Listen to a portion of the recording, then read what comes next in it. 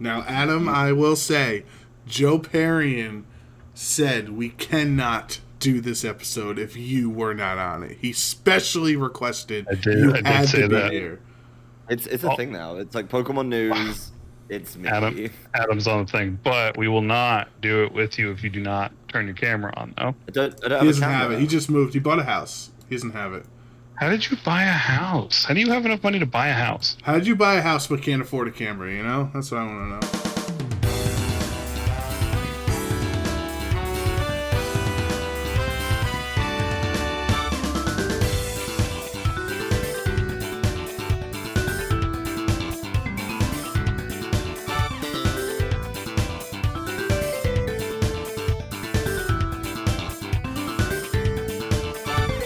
Hello, everybody. Thank you for joining us here on another steaming hot edition of Cup of Joe's. I'm your host, Joe Brown, joined by my best friend, Joe Perrion, and a special guest here. We have Pokemon news, so of course we brought our Poke Buddy World Championship VGC caster, Adam Dorricott, back on Cup of Joe's. Adam, hello. It's been not too long since the last time. It's not been 3 years apart on episodes. Only a couple months this time around. How are you?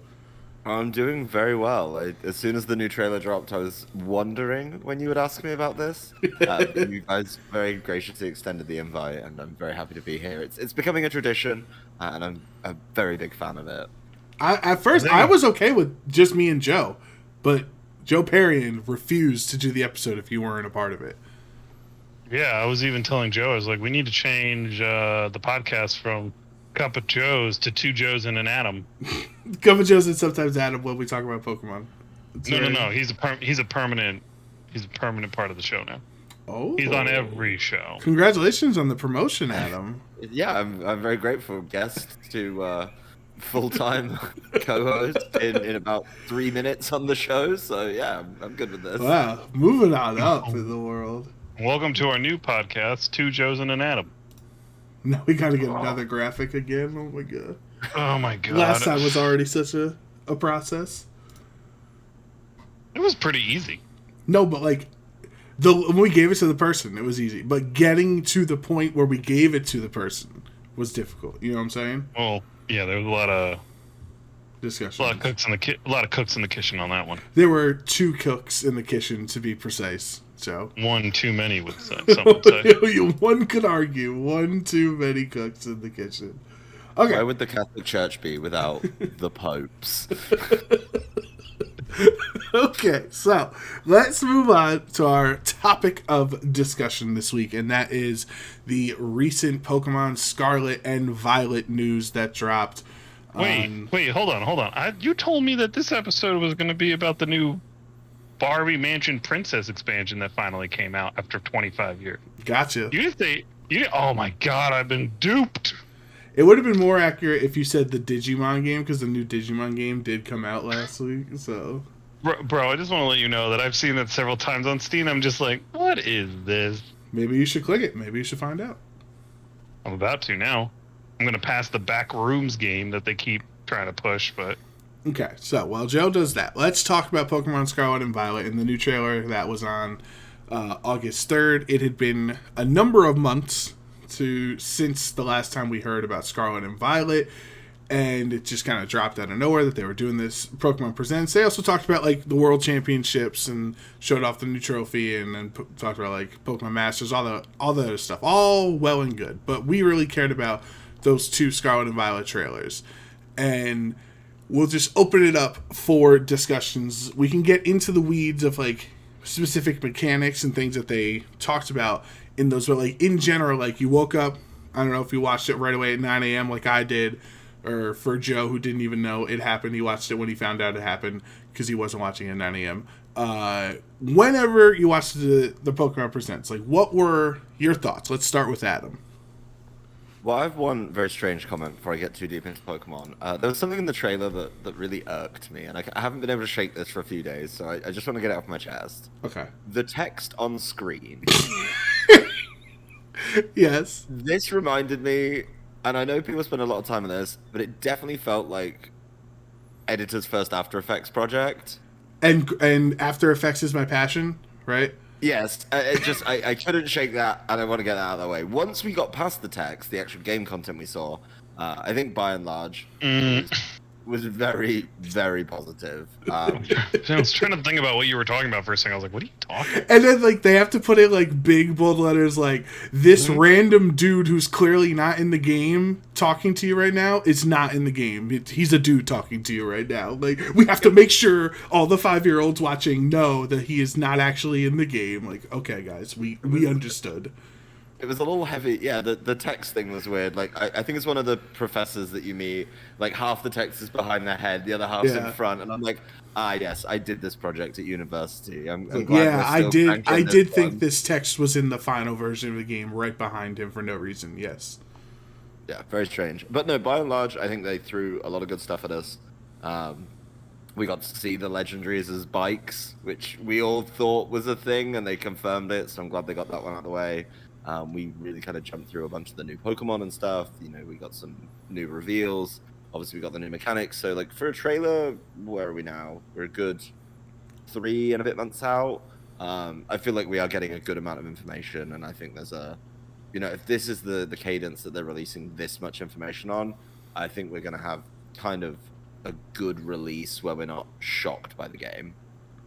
Yeah, you're not wrong. Also, I do like the new kind of like showing of it's multiplayer. You can play with your friends. Look, check it out. I keep seeing a bunch of TikToks about this game where someone was like, there are 3 stories for you to follow. And the guy pauses and he goes, 3? You guys can't even make one good story. How are you going to work with 3?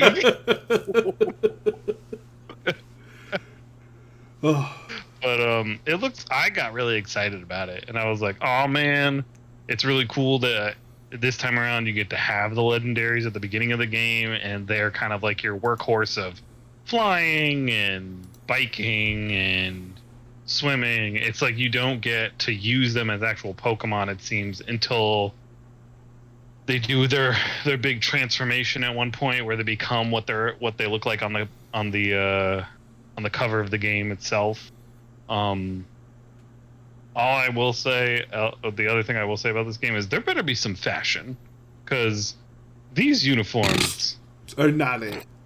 Not it. Like, I better be able to put on a full kimono and like those sandals that got the like Pikachu prints that I can leave in the sand. Yes, there is customizable outfits in the game, Joe. I'm on the website right now, and I have one of the tabs is look the way you want to when you explore the Paldea region, and they talk about your hairstyle and appearance and whatnot.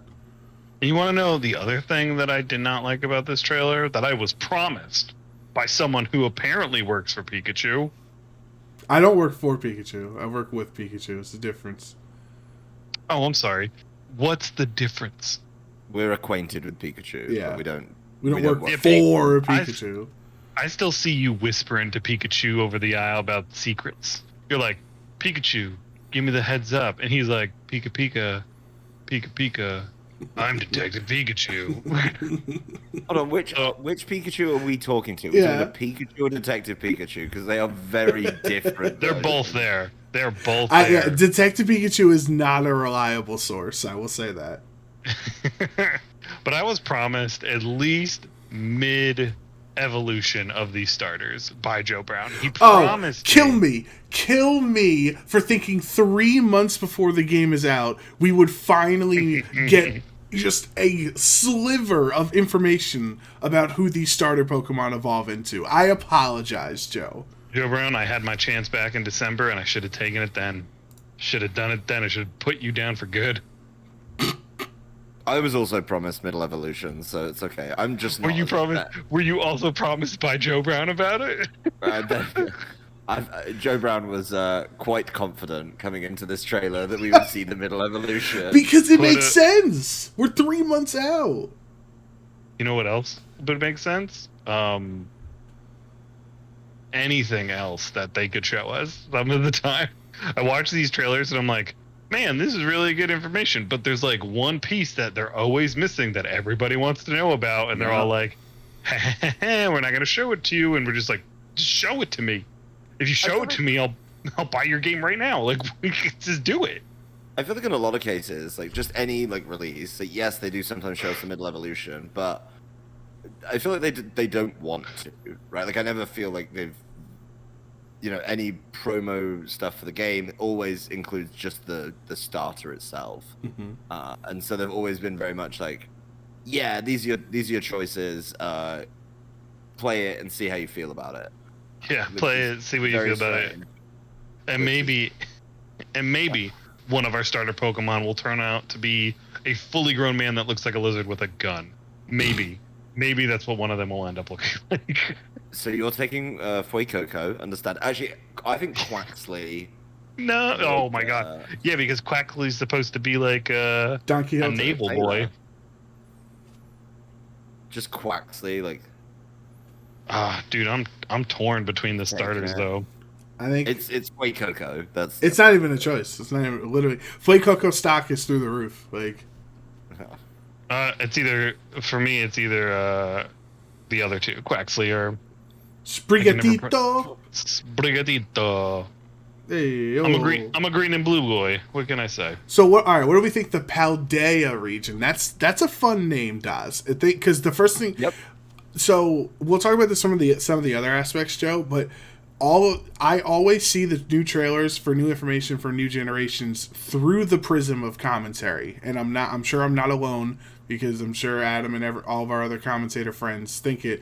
And I'm like, okay, so these variant forms are going to be Paldean Wooper or something like that, right? Like Alolan Grimer and Hisuian Arcanine or whatever, right? So I'm like, all right, that sounds like a fun name. Galarian Moltres, like I could get behind Paldea, but then the one that's gonna be tough to get behind is the Terastalizes. Okay, when a Pokemon terastalizes, that's a tough one to say on commentary. Like, why? That's my big key takeaway from this trailer is why are they not called crystallized? When a Pokemon crystallizes, because that's literally the effect that it's doing. Why are we terastalizing? That's a tougher word to get out there on commentary. So, I was reading the Scarlet and Violet site just before we came live, and similar to Dynamax, allegedly, well, I say allegedly, that's what this is on the website, so it's true. Or I hope they're not lying to us in the marketing at least. But the power once again comes from the ground, which it is a crystal effect, so you've got the crystallize kind of second half of the word, but then the prefix is obviously going to be terra, based on the Latin for earth, or is it earth or ground? Earth, yeah, I think it's earth. That is. So yeah, it's kind of like a hybrid of the both, so it's like a ground crystal is basically what they're saying. Do I think it is going to be a tough word for commentary? Yes, I do. It's definitely not the easiest word they've thrown for, Dynamax is cumbersome enough. But it's a fun word. Gigantamax is a fun word to say. Yeah, it's definitely going to cause some conundrums on the old commentary desk, but we'll get through it. How is it spelt again? I'm double checking something before I speak about what I want to say. I believe it's Teralli. No, yeah, Terastalize. Terastalize. What are you looking up, Joe? Okay. Don't worry about it. All right. Well, because the thing that I think, coming from, what am I saying? Sword and Shield to Scarlet and Violet? Yeah, because I feel like terraforming has to do a lot with like gemstones and stones itself that deal with crystals, but when you deal with like gemstones and precious stones, they terraform instead of crystallize, because they become more precious instead of crystallizing. Doesn't necessarily crystallizing doesn't give you the sharp edges like a diamond has when it forms. So that's what I was maybe thinking, but then I forgot we're dealing with Violet and Scarlet, not like gemstone names. So it doesn't make any sense. It's a little strange. like I see the Scarlet Violet like name. Obviously, there's the whole light and the infrared Right, and you see spectrum. a light through a diamond or whatever, right? Like Yeah, or... so there's a lot going on there from a scientific perspective, especially because it's based on the trailer, a cat with a massive chandelier on its head. So very science-based information, yeah, you know. definitely looked scientific. All right, so let's talk about the Terastal phenomenon. I don't know if it's Terastal, whatever. Terastalizing, all the stuff, Terratype. But this is the gimmick, and shine and glimmer like gems thanks to the Terastal phenomenon. That's what the website says. This is the Gen 9 gimmick. This is Scarlet and Violet's competitive mechanic. X and Y had Megas, Sun and Moon had Z moves, Sword and Shield had Dynamax and Gigantamax. What do we think? Let's start with Joe from the casual perspective, because competitive's a whole nother world. So just as a casual Pokemon fan, the new general mechanic of terastalizing, what are your thoughts on this gimmick for the generation? It seems interesting. Like, what was it? Was Dynamaxing was the last one, right? Yeah. Where they got real big. Yeah. I feel like they're just trying to figure out something new each generation. Like, because to be completely honest, if they, like me and you have talked about this, Joe, if they had brought back like Mega Evolutions, that would have been Dope. cool. That would have been great. I don't really need like this is like joke intended, a shiny new thing to look at when I'm playing this Pokemon game. If you give me new Pokemon to look at, I will be happy. I don't need you to change my Pokemon's type in the middle of a battle, especially when, as we were talking about a few days ago, Joe, about how we have to figure out what type it would turn into, which is cool, interesting. But like at the same time, when they first showed it, I thought it was going to be like somewhat like a Mega Evolution where it changes into like a different looking Pokemon, but they just put a giant like chandelier or they just put a hat on top of them, and I was like, okay, it's like interesting. Like I'm like, oh, this is pretty cool, but I'm just like I'm not blown away by it. I'm more blown away about the fact that your bike and the thing you ride around on is the legendary in the game. Yeah, I think that would be a fair statement from the general populace watching the trailer. Is like how Joe said, I don't think people are blown away by the mechanic. Is that a fair thing to say in general? It doesn't seem like Megas were like, oh snap, Mega Garchomp, this is awesome. This is like okay, this is the new thing. It's like when the Mega Evolution's like, oh man, like what will this look like? Like what's Gengar gonna look like if I do this, or what's Charizard gonna look like when I do this, or stuff like that. But it was this one. It was like, oh, just a cool hat. Even with the Dynamax stuff, they changed like slightly, which was still kind of cool. Like I think I was more excited about Dynamaxing than I was about this. Gigantamaxing was like a kind of hybrid, right? It was like Dynamax is the main mechanic, but Gigantamaxing is like, you get the new form or the new look, if you will, like similar to when we had Megas. And I really liked it. I do think, and I actually was having a conversation with a friend about this the other day. The one thing I never quite understood about both Mega Evolutions and Gigantamaxing is the way they selected the Pokemon for it. It just always felt really haphazard. Like there was a line like, oh, okay, so the pseudo legendaries, we know they're the kind of the tough ones to get, end game Pokemon, and they all got Megas apart from Dragonite, which then throws that theory out the window. And kind of the same with Gigantamax. It's like, okay, the original starters all got one. Awesome, cool, we're on board. But then we and Eevee got one. Again, yeah, they're pseudo starters at this point, right? Pikachu was the yellow starter, and Eevee has just been that present for forever. And then they're like, so we're gonna give it to the starters again. Eevee, Pikachu, Snorlax, kind of those OGs. And then they're like, oh, and Colossal gets a Gigantamax. Like, what? Toxtricity gets a Gigantamax. Yeah, it was very confusing. So I will say, like, Kingler with the snow crab gets a G-Max. the fact it's back to kind of where we were of like Dynamax, everything gets it, seems cool. But obviously we can look at it from the nitty gritty competitive perspective if you would like. Well, so before we get on to competitive, like in a casual sense, just using it because I have it up here, like the any Pokemon has access to gain special power, right? To terastalize. First, each Pokemon is a Terra type. A Pokemon's Terra type is inactive until the Pokemon terastalizes, at which time the Pokemon's type will change to its Terra type.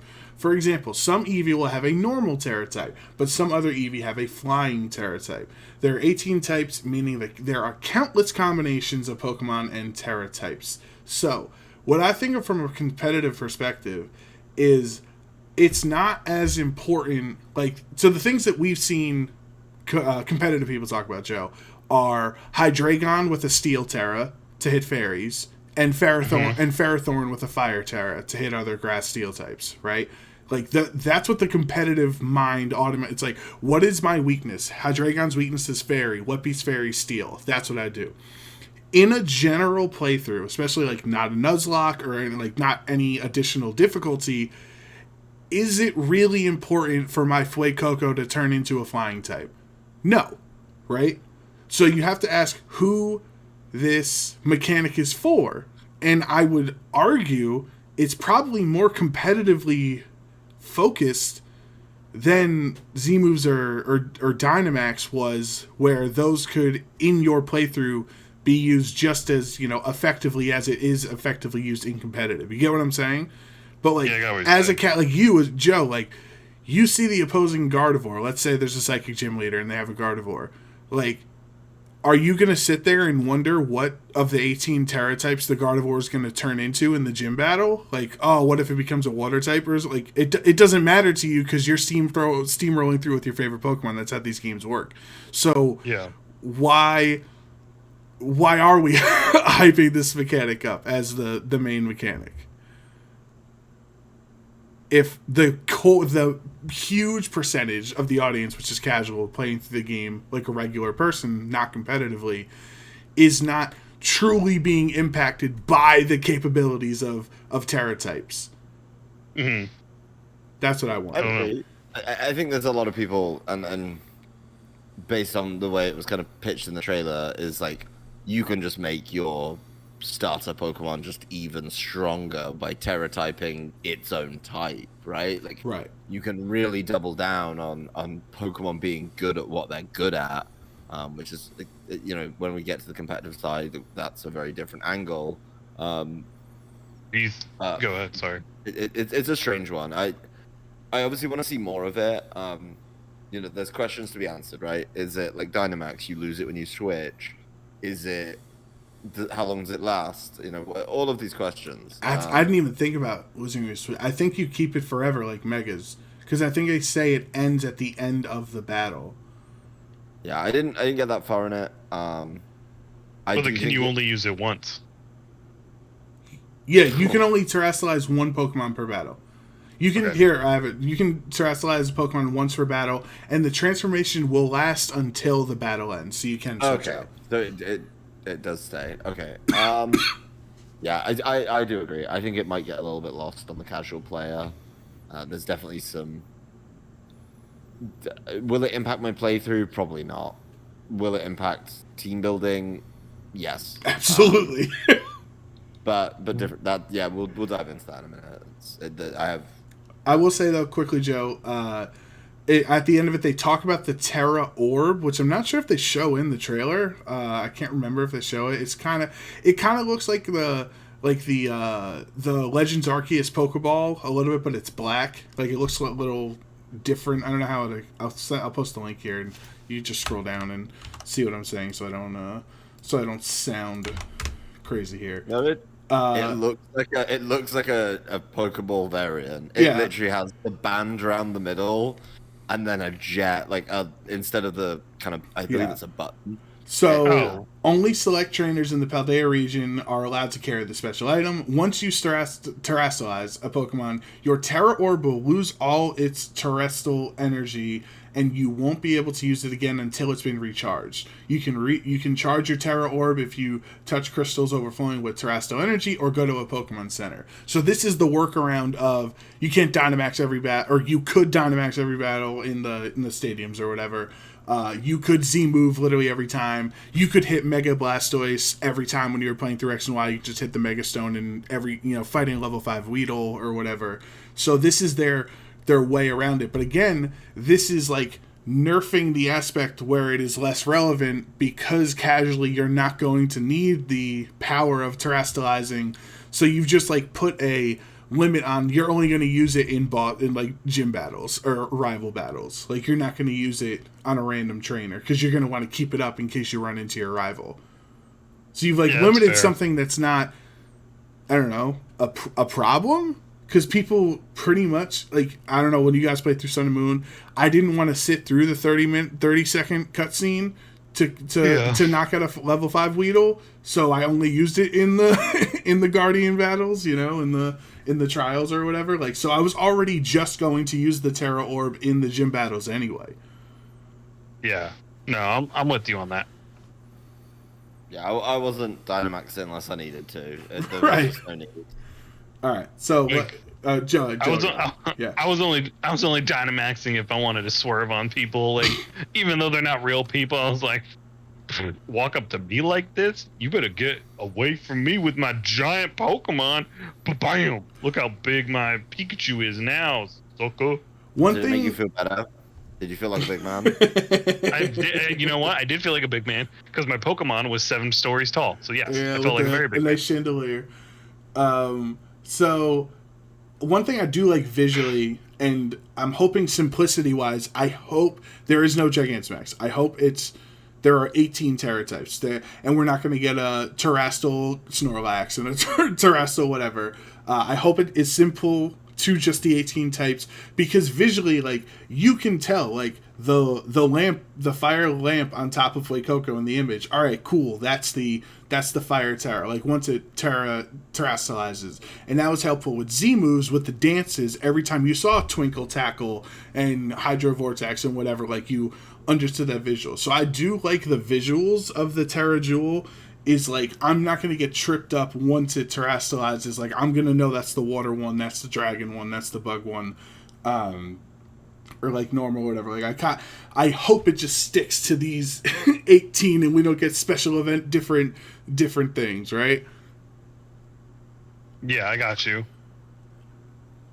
All right. I'm for it. I don't need, like, extra types. Like, 18 types is enough. We don't need special versions. Okay, so are there any, and we can talk about other moments in the trailer as well, but we're just talking about the gimmick, the mechanic, I should say, the set mechanic, like I'm talking TFT, the generation mechanic.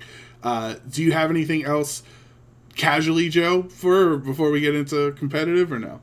I want to jump back to the type stuff real quick for a second, because I was looking something up, then I wanted to make sure that I had all my information before I said anything. Instead of going off of the 18 types, do you think that the types could be of the original, like the first gen? So maybe like we only have like normal fire, electric, grass, water. Yeah, everything. Flying. Yeah, everything that's not dark steel, fairy, dark steel fairy, and then, but like maybe they even like bring it down even more than that. Like and we'll have. Well, yeah, I was gonna say maybe we have dragon, because dragon was part of the original types. Like we can just have like normal because they already said it. Fire, water, grass. We know that's in it. Maybe electric. We know flying's in it.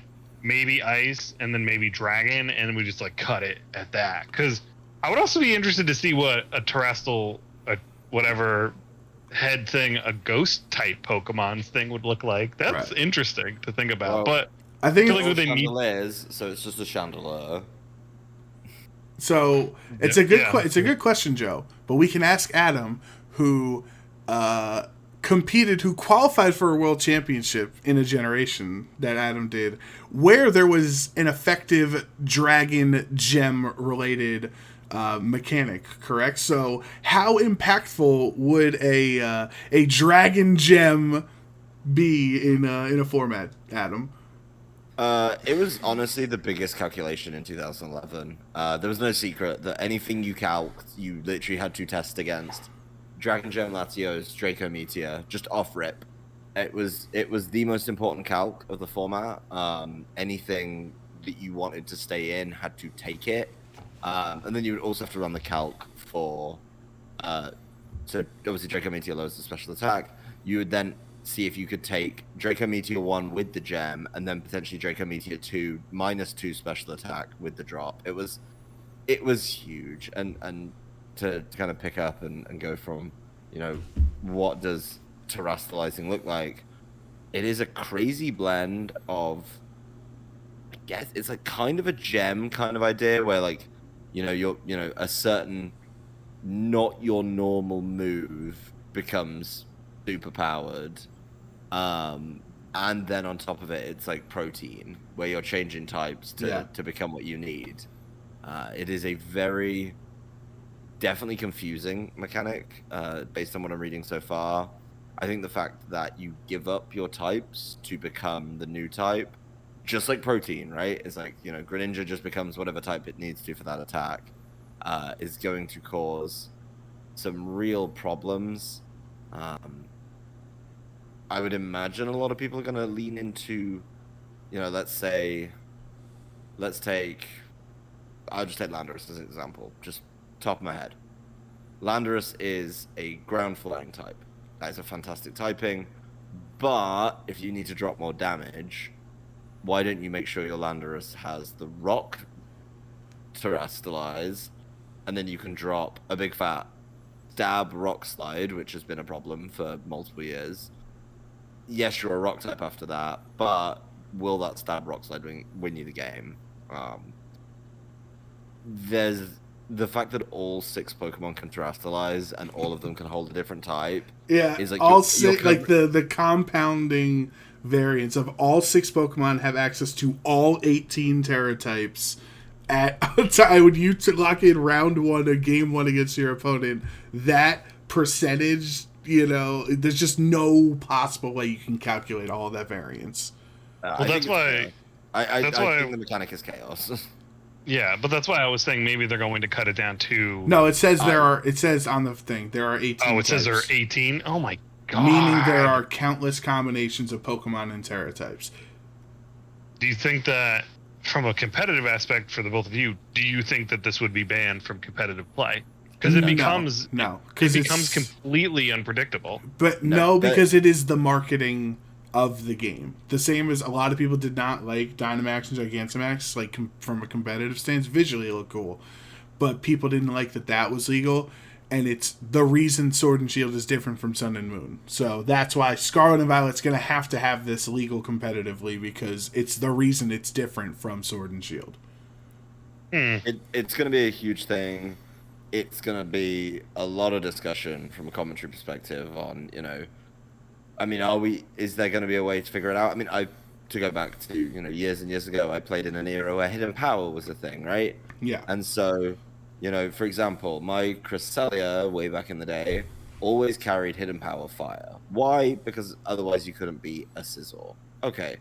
So it's kind of like that idea, right? It's like you need a coverage move, and you always had to optimize to make sure your hidden power did the maximum amount of damage, but you get a coverage move with stab now, but you have to turn your type into that type. It's so awkward because, to use the Cresselia example, it's like, I want Cresselia to be able to hit things that it can't usually hit. That's great. But now it's a fire type? Yeah. And now it loses stab on Psyshock, Right. It's such an awkward mechanic and chaotic as well that, it's like, okay, well, I need to knock this out. I'll just terastalize this to use its coverage move. And as an opposing player, I'm just thinking well, what? How was I supposed to know he was Steel Terra? You know what I mean? Like, oh, the last Gardevoir I played was Dragon Terra. How was I supposed to know this time this one was Ghost Terra? Like, to win the Gardevoir matchup or whatever. You know what I mean? Like, the fact it's a monotype change too, so you can be a dual type and then pivot over into this like random like monotype. That's another level of chaos. Like, right. You really do need, and I think for team building, like, you are going to need so much coverage. It's unreal. Yeah, because the Pokemon they show, like the one that we were talking about, Adam, with Azumarill, they show it in the trailer using the water Terra, and that's Pokemon that makes sense. Because at first it's like, well, do you want to change into another type for your move coverage, like your old Hidden Power Fire, and you become a Fire type, or something like Azumarill, or something that already takes advantage of the attacks that it has as a Water Fairy type, a Play Rough and Aqua Jet or whatever? Do you want to boost that because that's your most effective thing? And that's where I think that is where there is some interesting play to this. But it's like, why does Azumarill, if we're all reading it correctly, we could be wrong, but I believe if Azumarill uses the Water Terra type, it just becomes a Water Terra, or a Water Mono Water Pokemon, and loses its Fairy typing. Mm-hmm. But why? Because it's already a Water type. Why does it then, because it is using a Terra typing it already has, lose Fairy? Like, the balance mechanic, or the balance system is, if somebody is running Rock Slide or Ice Beam or whatever, you're then forcing them to change their type. But why does someone who's already a Water type lose his Fairy typing? Like, that's what's just so confusing. And think of things like Gastrodon, or whatever, things that are, Hydreigon, Landorus, things that are 4 times weak to Pokemon. Like, that's actually like kind of a buff to them, right? If they change, if Gastrodon changes into just a Water type, then you can hit it 4 times super effectively, where the only counter to Gastrodon was it was 4 times super effective on grass, and you've kind of just like taken that out for no reason.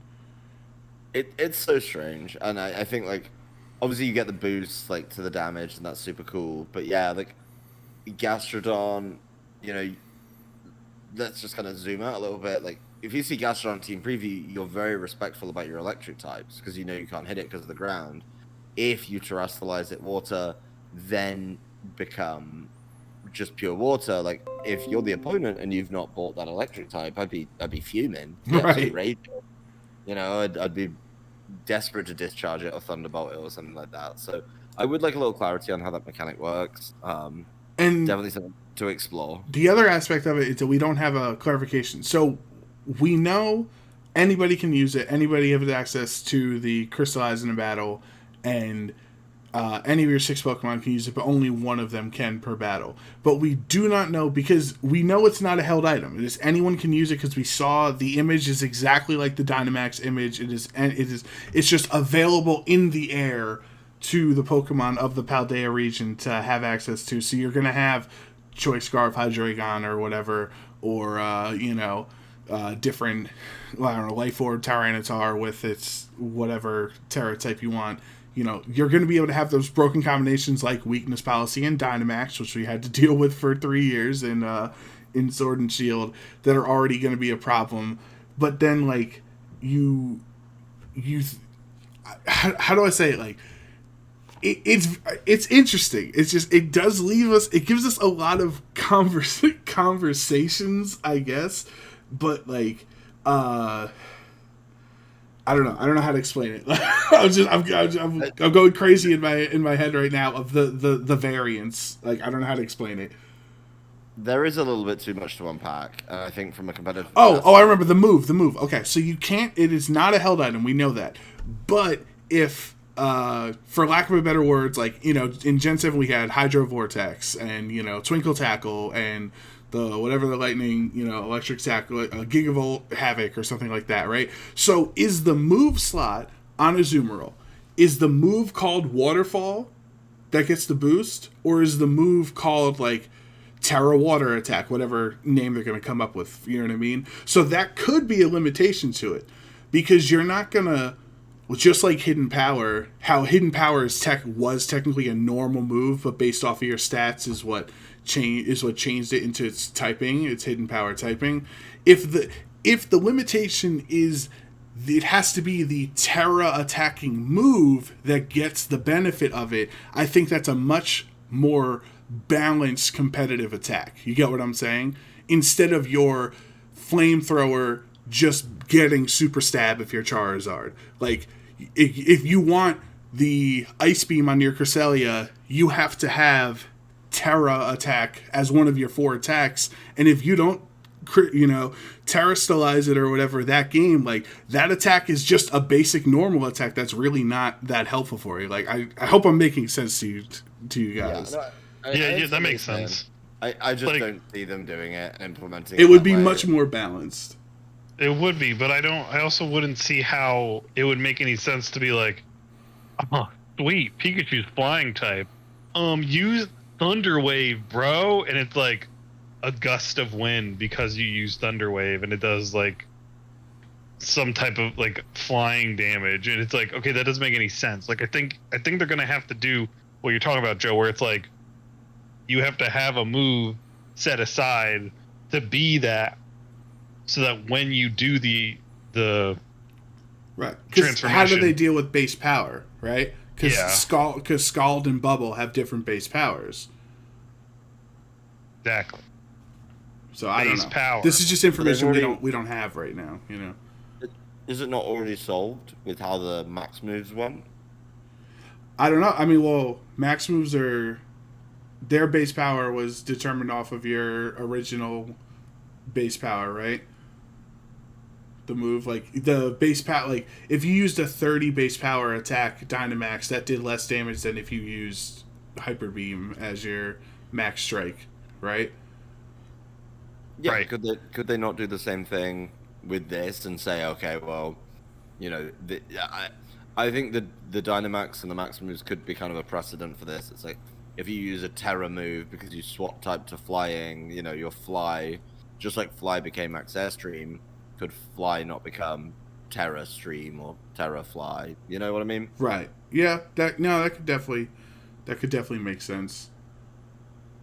I'm just trying to think of like the I don't know, the balance of it, because like it's just like, do you keep the original, like, if you're a Azumarill, do you keep the Aqua Jet property, even though, like, you didn't keep Aqua Jet property if you collect Hydro Vortex, you know what I mean? Or what was it called in Gen 8? Max, it was like Max Geyser, right? You don't keep that priority of it because it's no longer Aqua Jet. So that would be different than how Z moves and Dynamax attacks have operated. It's going to be a strange blend. I think we're going to get a little bit of everything, right? I think we're going to get a little bit of max moves, a little bit of gems. I genuinely think this is probably one of the craziest mechanics.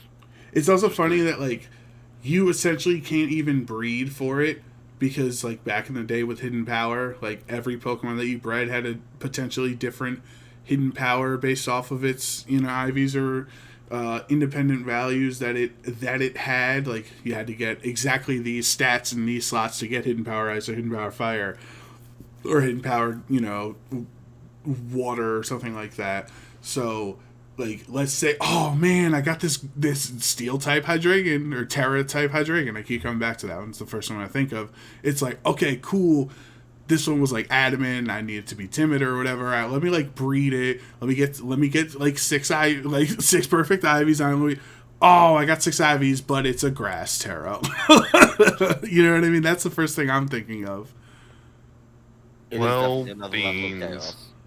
Yeah, and Yeah, unless there is a it's- Terra soup, like I saw that online, like how we got the Max soup in the Sword and Shield DLC that lets you change between Max and Gigantamax or whatever, but that wasn't until the DLC. So, like, are you going to have to play a full year before the Terra soup comes out, which lets you change into whatever Terra typing you want your Pokemon to be? And if Never know, man. And if they don't, it's like, no, we'll give you access to that. Then why am I going to go through the Terra raids with my friends to get the rare typings if I can just change my typing to whatever one I need competitively? Because they're not going to tell you that until the DLC gets announced. or you don't get access. I think we don't get To it. access to it. I think it, yeah. Yeah, you might not get access to it until you beat like the final boss. Like maybe in this one we'll go back to other what's it called, regions, and you have to beat all of these things, and then you get access to it. Yeah. What about, and hear me out, guys. Okay. What about the Isle of Soup? We had the Isle of Armor. Now we can have the Isle of Soup. The frozen Isle of Soup. I'm down. And now we can have gazpacho. Yeah, so I do think this is like you talked about the gems and similar to Gen 5 gems. I think this is if gems and hidden power had a baby, right? Like that's just like fundamentally what this mechanic is, and I guess it is going to be interesting to find out. Like I'm not holding it back. Like I know a meta will develop, and like you will see the Azumarill, and you know it is going to be Water Terra. It's not going to be Fire Terra or something like just. But those first couple months trying to figure out what are the best Terra sets for Terra Pokemon and stuff is going to be very stressful, I would say. Well, I guess here's my question for you guys: how quickly do you guys have competitive play? I have no idea. of a new game, like off of what happened with Sword and Shield? How like from the release date to when you guys started doing competitive play with it? What was the timeline? I think it's January. So the game comes out in November, and I think the new year is typically, like, I know that's like 2016 started January 1st, and, you know. So, okay, so like 2 months, not even. Like a month and a half, I guess. There'll be time. Early meta is always a little bit wild. It has been in numerous games. So yeah, it takes a while. Obviously, the meta develops. But yeah, people usually get there pretty quick.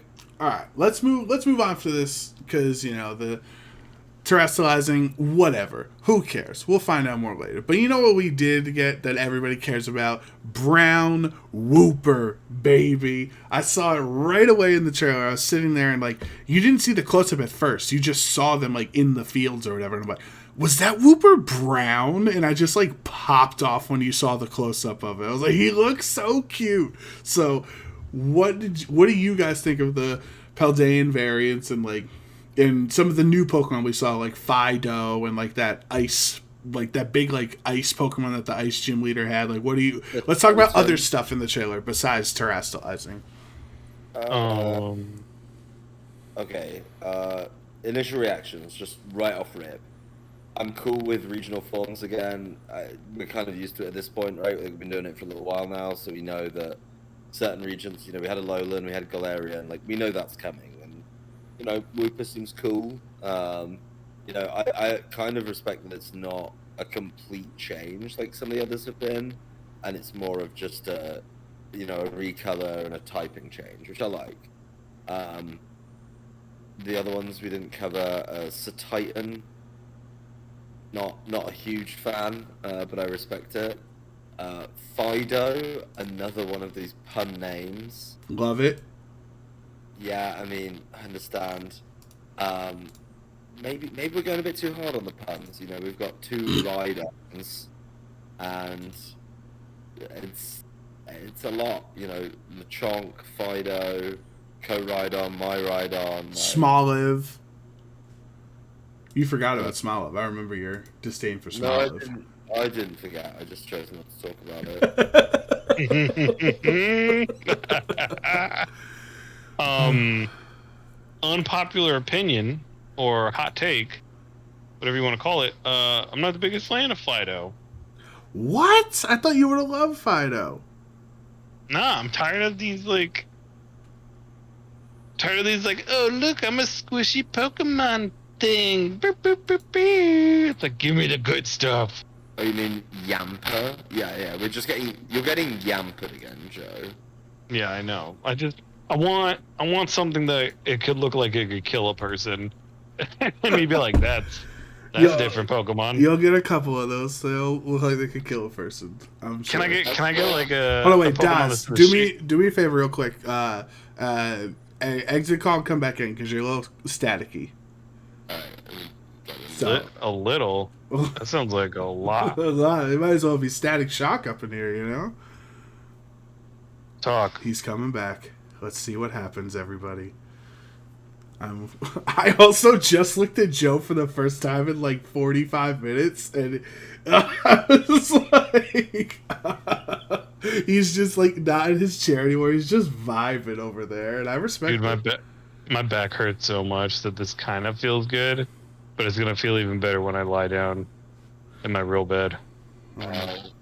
No, you sound so bad. What happened? What did you do? I haven't moved. Is it the Florida internet? Something happened. There's too much electricity in his apartment. Yeah. I mean, his house. His house. Thank you. Homeowner. Adam Dorricott, everybody. I don't know. You're just like straight up Static Shock over here. Give me a sec. Alright, so Joe and I are going to continue talking about this. I think, except for the avatars, the main characters, because they look like dweebs with their school outfits. Which, the first thing, I'm spending money on outfits before I'm spending money on Pokeballs and potions. That's how much I want to get rid of that outfit. I think all the other trainers look really cool. Like, you got your rival lady. There was, like, your classmate that was super shy. She had the big, like, Eevee backpack or whatever. Yeah, that was real cool. The headmaster seems like he's going to be a bad guy. And, like, some of the other, like, teachers and people. Like, I liked how the other characters looked in the game, too. Yeah, I liked how the graphics looked a little bit better. Like, people's mouths were moving nicely, hair was moving. Yeah. I did not enjoy watching the trailer and then seeing certain cutscenes or like movements be very, very choppy. Like, I don't know if you noticed it, Joe Brown, but like you were walking, like the main character's walking down a path and there's a Pokemon following it, and the Pokemon's just like kind of like slideshowing next to them as they walk down the road and stuff. So it was just like, I was like, come on, this is like a big presentation. You really gonna do this to me? You really gonna show me that weird game's not working smoothly on the console yet type thing? You couldn't have even like maybe tricked me and played it through a computer. I don't know. Yeah.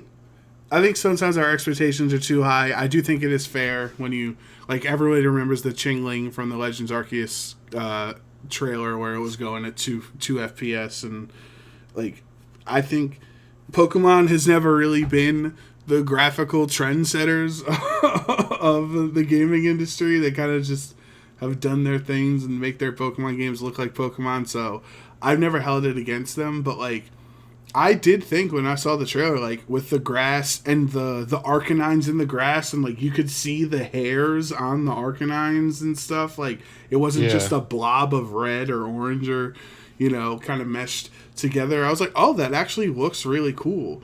So I think the visuals are definitely tolerable. I think the legendaries look weird just because they already looked weird, being the weird looks that we saw them originally, and now they're even weirder as you can like ride on them and fly on them and swim on them and stuff. So like, I guess I'm just not really used to that yet, because like even in Legends Arceus, right, you had Weirdeer and Ursaluna and all the other stuff, but those are like side Pokemon that were like doing cool things. They weren't like fundamentally core.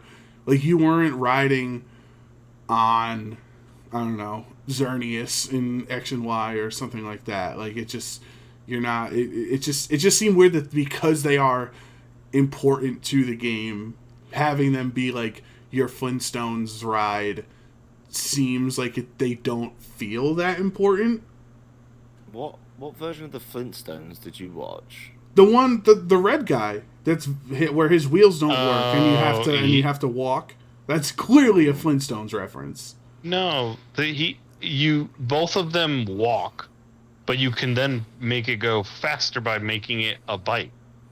No. They're both bike shaped. You sit them.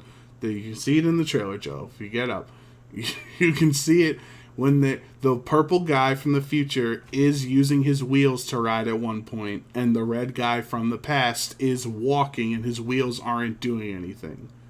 No, but there's another part where he is using his wheel. At like paddling in the water and stuff. You can pull the trailer. I'm Joe, you can pull the trailer trailer up. All right. I'm gonna pull the trailer up and I'm gonna call you out All right. for not looking. Let me see, Adam. Talk again. Let me see where you are. He's fine. It sounded better on the old Discord test. Okay, cool. You are perfectly fine again. All right. What do you think the character designs? Not the avatars, because they're dorks. Everybody else, like your classmates and the gym leaders and whatever. Okay, I don't really have a strong opinion on them, and we're kind of at the point. We rattled through a lot of designs as well in that trailer. We rattled through some gym leaders, like you say, the classmates, the professor, and all of that. But nothing really jumped out at me. It felt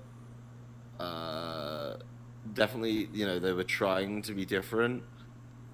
Especially, how many years did we just go through professors that were just the same with a different name? So, we're away from that a little bit.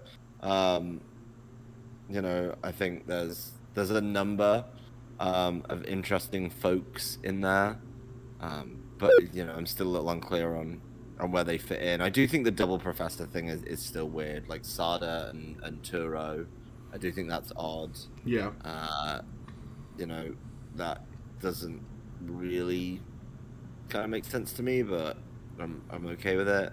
But yeah, apart from that, a lot of them look like kind of just trainers we've had before. I'm trying to think which other ones we saw. They threw a lot out. There was like I don't know if he was a gym teacher or like some type, but he was like a bodybuilder with like a button down, and he had like a cool mustache and like long hair. Like that guy looked badass.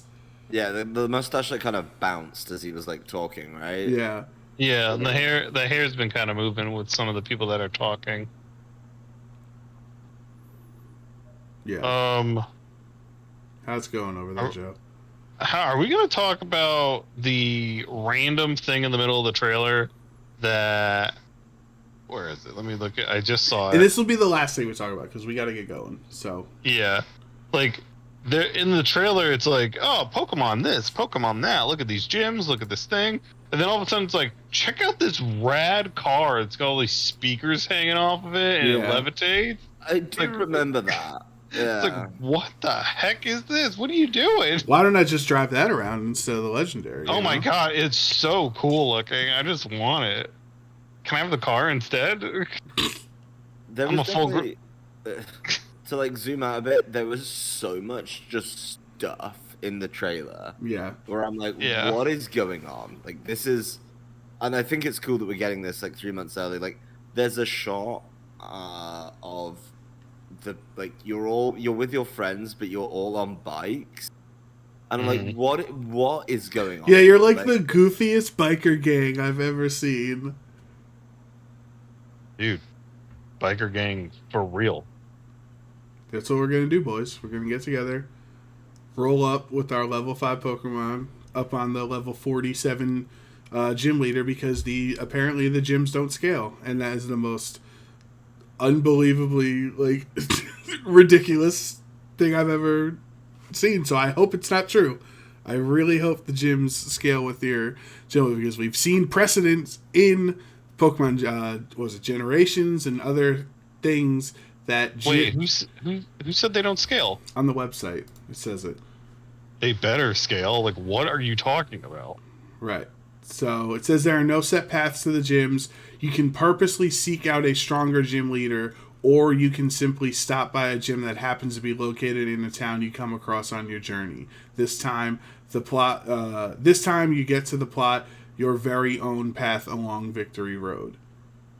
So that's implying that like whatever town this color named town, I know they're not all colors anymore, but like whatever.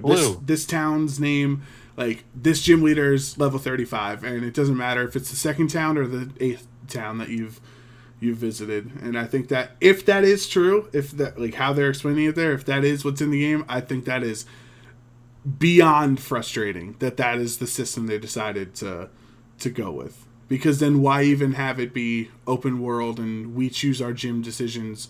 Because if I go scale up for my second gym that's level 35, well, then I'm just going to steamroll through the level 18 gyms, the level 22 gym, the level 27 gym, because I've already prepared for the level 35 gym. It's definitely like odd to hear it's an open world game, but it doesn't scale to play. But I think that just to zoom out a bit, that's definitely a little more the way that a lot of things go now, and we've sort of accepted that in all the games. Like, I'm a big Borderlands fan, and yes, Borderlands scales, but there's still sometimes you go to areas like I miss the side quest, right? And I go back and I'm like, yeah, I want to do some side quests today. Like, I got some time. And then I go back and it's like, hey, like you're fighting against people way under leveled, or in some cases way over leveled too. So I think as a general premise, like, makes a lot of sense, but we just got to do better at it, and we just got to be better about, you know, how do we deal with that. We want it to be open world, but we also just can't let you go everywhere without things breaking. Yeah. I got you. I don't know. I hope we're wrong. I hope we're... Because I've seen people tweeting about that specific line, and I hope it is just, like, poorly worded on the site, and it is like, oh, you're at the second gym? Okay, we'll use the one gym badge version of this gym. Or, oh, this is your 8th one? We'll use the 7 gym badge version of this battle. Like, it's just a check in the game, right? Like, the gym should just check how many gyms you have, and depending on how many you have, it alters the Pokemon team that the gym leader has. I really don't think you're asking for too much for that to be a thing. But we don't know yet. We don't know how that works. We don't know who the middle evolutions are. We don't know a lot of things. But we do know that Pokemon Scarlet and Violet is coming out mid-November. And I am still excited. I just look at all of the generations. We always look at it through the lens of VGC. So that's what makes things concerning. But, like, casually, I do think the games look very, like, visually appealing. And I think they look like it's going to be a fun time playing with your friends and stuff. And different from the previous generations. Oh no, I 100% agree. Like, we can dive and, you know, try and figure out how mechanics work for as long as we want. But at the end of the day, it still looks fun. Like, from a gameplay perspective, it still looks fun. I can sit on my sofa, I can grind it out, or I can just play it, like, at my leisure. I do think that it's gonna be a fun time. You know, we just have to. There is something I do enjoy about just playing the game for the first time, not worrying about competitive. Yeah. And then it always feels good. So yeah, I regardless of how I feel about chandelier hats, I think we're in for a good game. Or sprinkler hats. You think you're gonna fall in love with it? I know you will. I know you will, buddy. I love Joe's confidence. I know you're gonna fall in love. Oh, the other thing I totally forgot. Sorry, Adam. The Terra raids. Because they're not turn-based anymore, you can go at your own pace, meaning Martin Solrock cannot harm me anymore. I can knock out that Pokemon whenever I want, baby. Yeah, that's a much better... That's just a quality of life improvement, and I know we've talked about this, you know, as an aside before. Like, they definitely learned a lot from Legends Arceus. Yeah. And turned that into a big facet of this game. So I think learning some of those things has been very helpful. All right, Joe. It's been like an hour-long episode just on one topic. So we've had a great discussion, and I think it's time for you to let Adam and get back to his home that he owns and enjoy his evening. Did I let Adam do it? Adam, do you want to do the outro? No, I think it's still your responsibility. Thank you. As the new official third co-host of, what'd you call it? Cup of Joes and Adam? No, two Joes and an Adam. Yeah. He still realizes it's your responsibility, Joe. Yeah, great. Well, everybody, I want to thank you for joining us for another episode of Cup of Joes. I've been your host, Joe Perrion, from my bed that's in the same room as my computer. And this has also been Joe Brown sitting at his new chair that he built today. I sound different. He sounds different because of it. His butt sounds different because of it. And we want to thank Adam. Adam, tell the people, I know we've said this so many times, but tell the people where they can find you. Tell us any hot takes, what you've been up to, anything you want to plug right here. Go for it. The big thing is obviously the World Championships is coming up. It is going to be in our hometown, or my hometown, sorry, of London. Well, it's all our hometowns. We were all from there once, weren't we? I mean, my country did take over the world. That's by the by. But anyway, Yeah, there you World go. Championships is coming up in a couple of weeks. It'll be on Twitch under twitch.tv/Pokemon. There's multiple channels. You will find myself and Joe Brown over on there commentating the video game championships. That'll be a whole lot of fun. So tune into that if you have time. If you want to see some top VGC from around the world. It comes once a year or once every 3 years in certain cases. But, you know, we just roll with it as we go. So, yeah, check in on that one and we'll all have a good time. We'll see you there, buddy. Yeah. Well, we'll see you. We'll see you guys on the air when you guys are telling us all this sweet Pokemon tournament news. And we'll see you all in the next episode of Cup of Joes.